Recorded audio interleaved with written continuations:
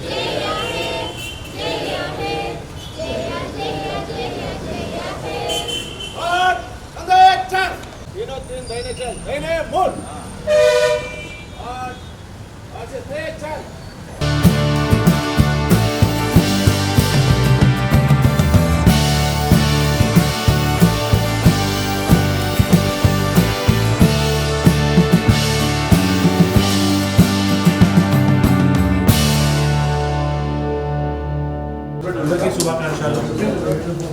17 September 1978లో మనకి operation polo కింద హైదరాబాద్, అప్పుడు హైదరాబాద్ రాష్ట్రం అనేవాళ్ళు, తెలంగాణ రాష్ట్రానికి స్వాతంత్రం రావడం జరిగింది. మొత్తం దేశంలో 1977లో వస్తే మనకి 1978లో స్వాతంత్రం రావడం జరిగింది. సో ఆ స్వాతంత్ర కోరికలకు అందరికీ చాలా వాళ్ళు చేసిన సాక్రిఫైస్కి అది ఎప్పుడూ మర్చిపోలేదు.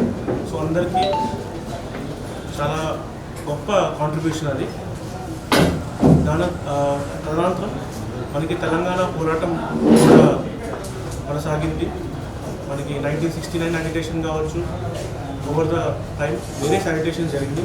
మన మిలియన్ మార్చ్ కావచ్చు, మన ఎంప్లాయీస్ కావచ్చు, రకరకాల వేరే సెక్షన్స్ ఆఫ్ సొసైటీ కూడా తెలంగాణ అజిటేషన్లో పార్టిసిపేట్ చేయడం జరిగింది. సో దీని కొరకు మనకి 2014లో తెలంగాణ రాష్ట్రం రావడం జరిగింది. ఫార్మేషన్ ఆఫ్ తెలంగాణ 2014లో అయింది. సో లాస్ట్ 10 ఇయర్స్లో కూడా మనం చాలా అభివృద్ధి చేసుకున్నాం. లాస్ట్ 10 ఇయర్స్లో మనకి అది వెల్ఫేర్ కావచ్చు, సంక్షేమం కావచ్చు, అలాగే అభివృద్ధి గతి కూడా పెరిగింది అండ్ అందరికీ రీచ్ అయింది. సో ఏవైతే బెనిఫిట్స్ ఉన్నాయో వేరే స్కీమ్స్ది అది లాస్ట్ మైల్ వరకు తెలంగాణ రీచ్ అయ్యి మన ఇప్పుడు రోడ్ ఇన్ఫ్రాస్ట్రక్చర్ కావచ్చు, మన విలేజెస్లో ఉన్న యాసెట్స్ కావచ్చు, మొత్తం దేశంలో కూడా కంపేర్ చేస్తే తెలంగాణలో కూడా నెంబర్ 1 స్టేట్గా అందరూ భావిస్తున్నారు. మన ఇప్పుడు కూడా ప్రజాపాలన దినోత్సవంగా ప్రకటించడం జరిగింది సెప్టెంబర్ 17th. సో ఇప్పుడు ఫోకస్ ఏంటంటే అధికారులు అందరూ కూడా ప్రజల దగ్గర వెళ్ళి వాళ్ళ సమస్యలు వినాలి, దాని మీద యాక్షన్ తీసుకుని ఆ సమస్యకి పరిష్కారం చూడాలి. సో ప్రజాపాలన అంటే ప్రజలను వినే పాలన. సో చాలా రెస్పాన్సివ్గా ఉంటూ మన మిర్యాలగూడ డివిజన్లో కూడా ఏమేమి సమస్యలు ఉన్నాయో అందరినీ సమస్యల్ని నిష్పక్షంగా యాక్షన్ తీసుకోవడం జరుగుతుంది.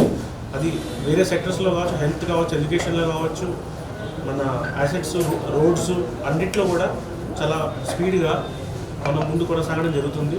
సో అందరూ ప్రజాప్రతినిధులు, అధికారులు, అనధికారులు, ప్రెస్ మిత్రులు అందరినీ కూడా సహకారం కోరుతున్నాను.